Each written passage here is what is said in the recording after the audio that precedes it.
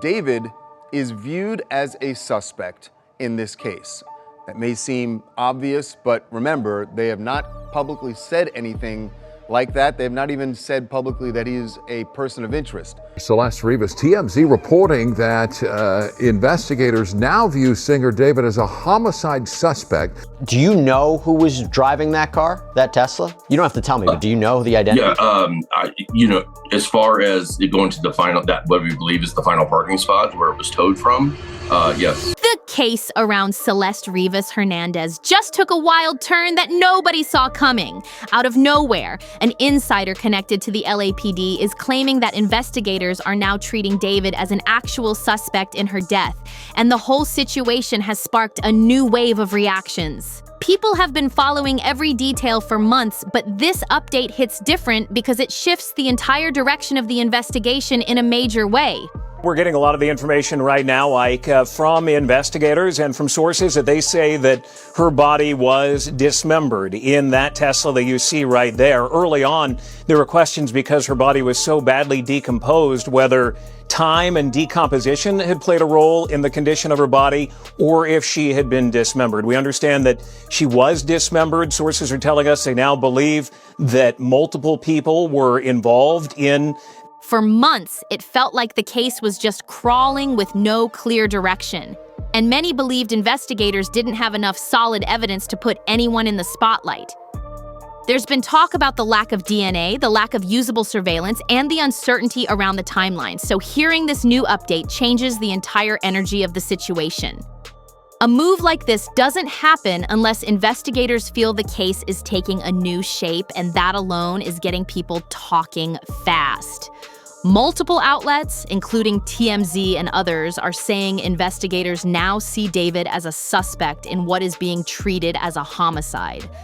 Another thing is they're viewing this as a homicide. This is an investigation, and although it may seem like it's taking a long time, it really isn't. They have not yet received the toxicology reports from the coroner's office. They have recently executed search warrants, and they are going through that evidence. However, today was a big day because the LAPD has said that David is officially a suspect. This is a major shift because at one point, people were floating completely different theories, like whether Celeste might have passed from another cause and whether someone panicked and made terrible decisions afterward. But investigators shifting the classification toward homicide makes everything way heavier, and it shows they're steering the investigation in a specific direction now. Celeste was found inside David's Tesla in a concerning state, something that already raised countless questions. But investigators stayed quiet for weeks. Now, insiders are saying the mindset inside the department has changed, even though nothing official has been filed in public records yet. And that's where things get complicated, because without paperwork, people don't know how much of this is internal progress versus what's confirmed on the books. This is where the conversation about TMZ comes in. Some viewers trust them, others don't, especially because earlier reports surrounding this case turned out to be incorrect. David is viewed as a suspect in this case. That may seem obvious, but remember, they have not publicly said anything like that. They have not even said publicly that he is a person of interest. We've spoken to several well-placed sources in law enforcement, and they say that in the investigation, they are viewing him as a suspect. So when TMZ or any outlet says investigators are labeling David as a suspect, people instantly go, okay, but where's the official document? Still, insiders insisting investigators are looking directly at him can't be ignored, especially at this stage of the case. What we do know is that investigators viewing Celeste's death as a homicide, even while the medical examiner hasn't finalized the cause or manner, raises new questions and new pressure. And now that David's name is being linked this strongly, the next updates are going to be watched closely by everyone paying attention.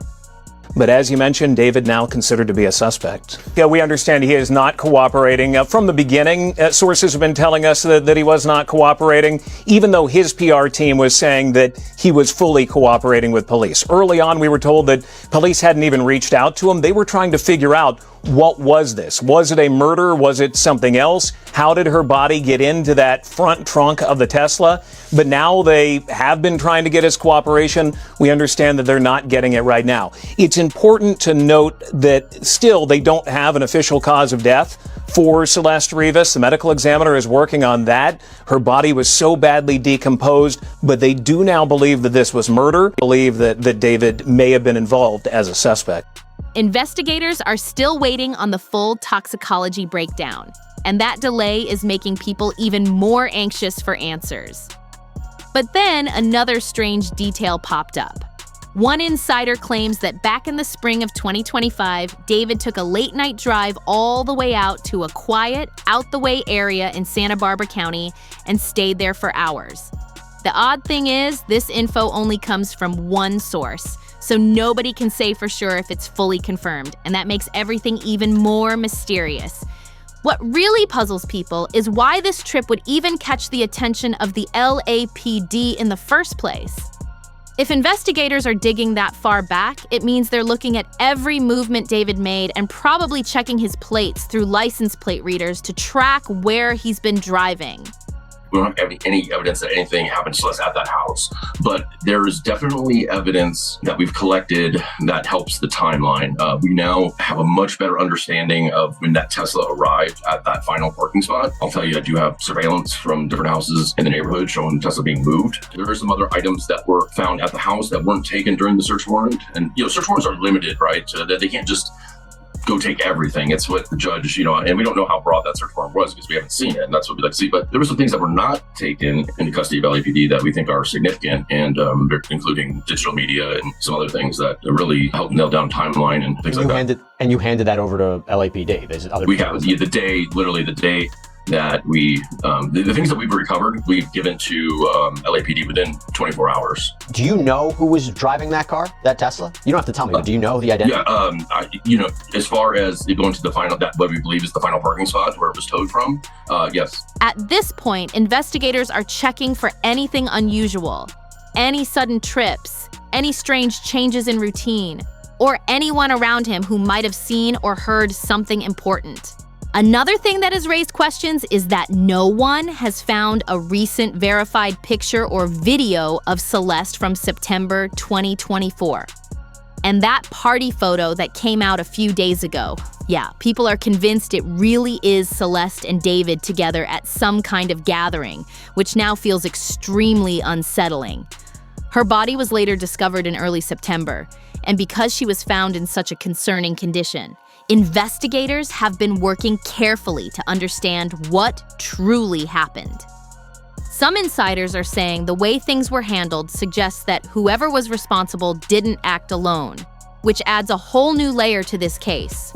Did y'all hear police just now named the singer D4vd? I'm not calling him David. It's spelled like D4vd. I'm calling him D4vd. Fuck Six Lack. That D4vd is officially a suspect in the murder of Celeste, the little girl that was found in the trunk of his Tesla. And I want to know what the fuck took so long. TikTok figured that shit out in a day. You want to get a case solved quickly? Do not go to the police. Go to your local Reddit comment section, TikTok comment section, Instagram comment section, YouTube comment section, and look for somebody that watches way too much true crime.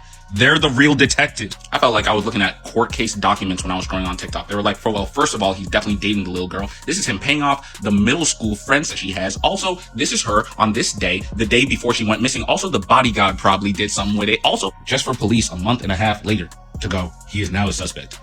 When it first drops, they were like, yeah, no, we're not even looking into him. He's on tour. Nothing suspicious about him being on tour and having bloody funeral flowers everywhere.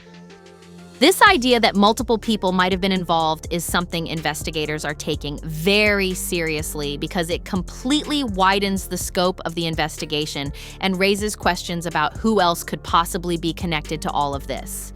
When those early updates dropped weeks ago, it shook the entire conversation around the case. And when Steve Fisher spoke about the possibility that investigators already identified the person who was driving David's car, people were stunned all over again. If that's true, then investigators have definitely interviewed them. and whoever that person is might hold information that fills in a lot of gaps. Then there's the timing that keeps catching people's attention. Something major seems to have shifted toward the start of the year, January, February. And right around then, Celeste's disappearance becomes even more concerning. And the detail that David leased a brand new car on February 1st only adds more questions. So I'll say I have no evidence of a body being transferred before or after. There's no evidence of that at all. What I will say, when it was moved to that position, it was already like that. So that car had not been used in a very long time. It was super dirty, caked on dirt. I'll tell you, this was in late July. So it's bizarre because we also have got media that the car was used a lot. David even spoke about it in Instagram videos. He took it to a detail shop and stuff like that. And then all of a sudden, the very beginning of the year, that car, something happened. People don't just switch cars out of nowhere, especially not during a moment this complicated. So that timing has been raising eyebrows from the start. Each new detail keeps stretching this story wider, and investigators clearly believe there's much more underneath the surface. Some people online are speculating that investigators may have found something inside David's home that raised alarms, possibly items that could be used to destroy evidence, and that theory alone has the internet spinning. It's not confirmed, but people love to jump into wild scenarios from movies and crime shows, and now they're tossing out all kinds of dramatic guesses. Until the police announce what they actually collected, everything is just noise. But the fact that investigators spent so much time in that house definitely has people thinking something serious was uncovered. Online discussions have also circled around David's connection to Celeste, and many people feel like something about the entire timeline between them never sat right from day one. Commentators are pointing out that Celeste was very young and in a vulnerable situation, and the public has been vocal about how concerning that alone is. People keep mentioning that the age detail alone is enough to raise questions, and that's why so many online voices are saying they believe investigators will dig even deeper into David's past interactions, not just the day she was found. A lot of viewers jokingly act like the case should be simple because Celeste was found inside David's car. But real investigations don't work that fast. Investigators can't charge someone on assumption. They need actual evidence that can stand up in court, and that takes time. DNA lab work, phone records, surveillance polls, digital tracking, all of that can take months, especially in a complicated case with missing pieces.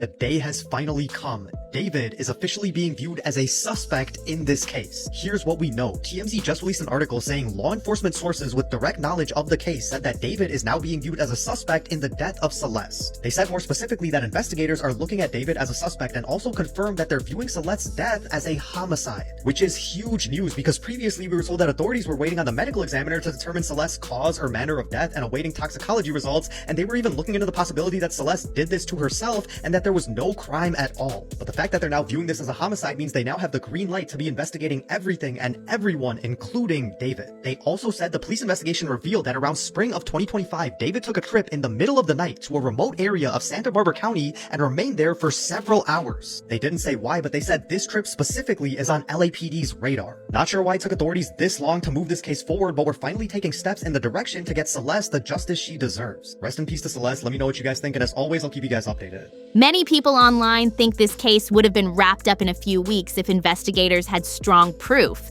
and that's why the slow pace keeps raising eyebrows. People also find it strange that the car was abandoned and then replaced shortly after. When someone suddenly switches vehicles out of nowhere, and the original car becomes central to a major investigation, it makes the situation look even more suspicious. Most people can't wrap their heads around how someone wouldn't notice something wrong with their own car if something tragic had happened inside it, especially not for weeks or months. Now that insiders are talking to outlets and using the word suspect, the pressure around David is heavier than ever. Even if nothing is officially filed yet, public attention has shifted and people are watching his every move. If investigators truly believe multiple people might be involved, like some insiders claimed earlier, then the circle around him could get a lot smaller very quickly. And if David knows he had any involvement at all, he also knows investigators will eventually connect the dots, or that someone around him might speak up. The idea that the body was left inside a car registered in his name is what's confusing so many people, because if anyone was trying to hide wrongdoing, that would be the last place to leave something so serious. The choices, the timing, the silence, it all adds tension to a case that's already hard to understand, and every new detail only makes the situation feel more intense.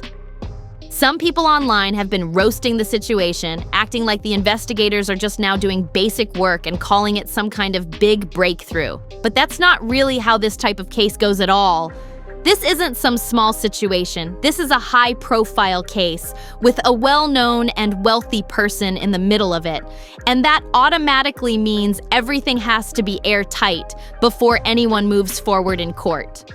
ABC7 out of Los Angeles is reporting that David is not cooperating with the investigation of the passing of Celeste Rivas Hernandez and has never cooperated with this investigation. And even TMZ is reporting the same exact headline with more information about this. According to the source that talked to TMZ, there is no paperwork that is classifying David as a suspect, but one of their sources told them that investigators are looking at David as a suspect. Source also told TMZ that they are viewing Celeste's death as a homicide, even though the medical examiner has yet to determine the cause or manner of her passing. Investigators are still waiting for toxicology results. This source also told TMZ that the police investigation revealed that around spring of 2025, David took a trip in the middle of the night to a remote area of Santa Barbara County and remained there for several hours. TMZ does say that they did not double source that information, but it is also unclear. When you've got a serious case like this, especially one involving a death, investigators can't just rush it because the internet wants fast answers. They have to lock down cause of death, wait on DNA testing, go through lab results, cross-check witness statements, and make sure everything lines up before they even think about filing major charges.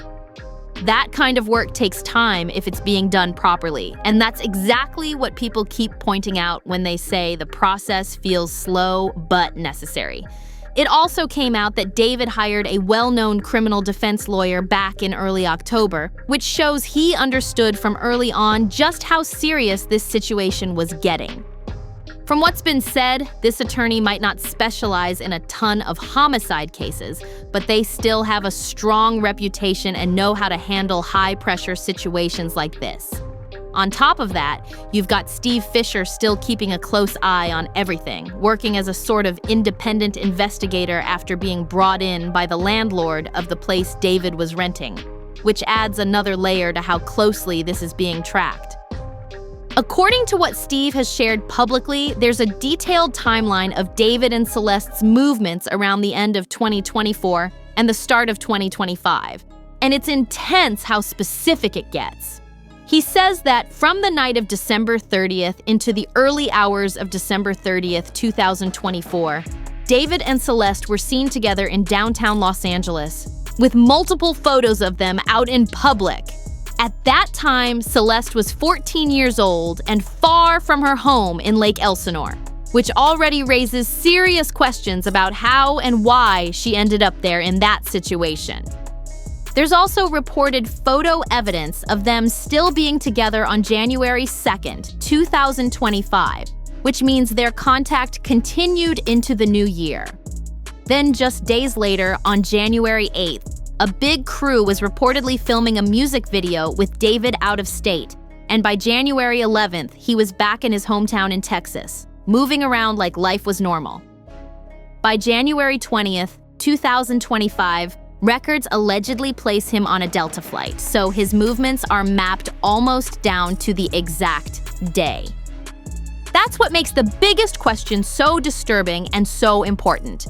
If David's timeline is that detailed and that public, then where was Celeste between January 3rd and January 20th, 2025? As more pieces of the timeline come together, people are starting to notice how uneven everything looks. And the gaps in those dates are exactly where the biggest questions are forming. Investigators haven't confirmed anything publicly, but the movements surrounding David during that period have the internet dissecting every little detail with a magnifying glass. When someone's schedule is that tightly mapped out, the parts that aren't mapped become the places people can't stop talking about. There's also a lot of discussion about the people who were around David during those weeks. He wasn't moving silently. He was traveling, filming, meeting people, hopping between states, and being seen with different groups. That naturally makes the public wonder how many potential witnesses investigators have already spoken to behind the scenes. Anyone who saw him during those days could have noticed small things he said, changes in behavior, or even simple details he didn't realize were important at the time. And then there's the question of communication records. Investigators usually pull phone logs, text messages, location pings, social media activity, and even rideshare or banking data to understand someone's daily movements. So even though everything feels quiet from the outside, people know the LAPD is likely piecing together a digital trail that could fill in more of those missing days. When a case involves complicated timelines, that kind of data becomes just as important as physical evidence. What also sticks out is how Celeste's last confirmed sightings place her far from home, surrounded by people she didn't normally spend time with. That part has made a lot of commentators wonder who she was talking to, who she felt safe around, and whether anyone noticed she seemed anxious, uncomfortable, or out of her normal routine. Sometimes the smallest interaction can end up being the key to an investigation, especially when the timeline has gaps. Another detail that keeps coming up is how quickly David's schedule shifted right after those early January days. He went from being seen in public with Celeste to suddenly moving around the country within a very short window. That dramatic shift in his routine has raised questions about whether investigators already checked for signs of sudden changes in his habits, his phone behavior, or even his personal relationships during that time. And at this point, every new detail just adds more layers to a case that already has people watching every development with intensity. One of the biggest questions people keep repeating is whether anyone can truly confirm where Celeste was during that long stretch in early January. Because that window is the part of the timeline that still feels the most confusing. With so many people working around David during the music video shoot, viewers have been asking if anyone noticed her there, or if she was even seen near the set at all. And when David traveled back to Texas, people wondered the same thing. Was there any sign of Celeste? Anyone who talked to her, or anyone who could say they saw her after January 2nd, 2025? That's exactly why the timeline hits so hard, because investigators believe she had already been gone for a long time before anyone found her, and that makes every missing day feel heavier. Public detectives online keep trying to piece things together, especially when photos from that time frame started resurfacing, like the late-night snapshot from December 30th showing David in downtown Los Angeles with his painted nails and the knife in his hand. Then there's the video shoot image from January 11th, which people have been analyzing frame by frame, trying to understand the connection between all these moments. There's also that unsettling photo floating around showing him holding what looks like the exact same knife and wearing the same nail polish, and people have been debating what that means or whether it even connects to anything real. At the end of the day, none of these images are confirmed pieces of evidence. There's just a lot of speculation, and speculation spreads fast when investigators stay silent. And yes, from the outside, it looks like it took months for the shift in the investigation to become public, even though many believe law enforcement likely knew more behind the scenes long before the public heard anything. Sometimes insiders release bits and pieces on purpose, especially when they want the public to stay aware or when they're trying to shake loose more information from people who might know something. With how fast this case keeps evolving, you already know we're going to talk about it the second something new drops. So make sure you like, share, and subscribe, because this story is far from finished, and you don't want to miss the next update. And definitely check out the next video popping up on your screen. It's packed with even more wild celebrity drama you'll want to dive into.